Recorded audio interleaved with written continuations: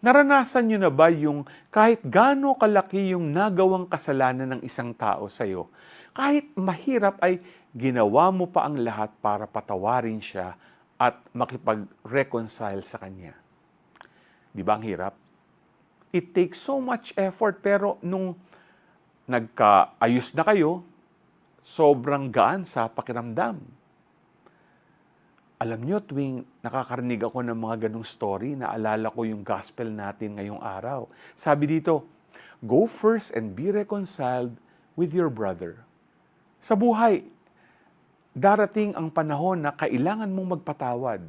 You do not have to go beyond your capacity, just forgive. Dahil forgiving itself takes effort, lalo na at hindi ito madali. Pero let us remember that when we forgive others, we do not just reconcile, but also promote a more peaceful and happier life. G ka ba?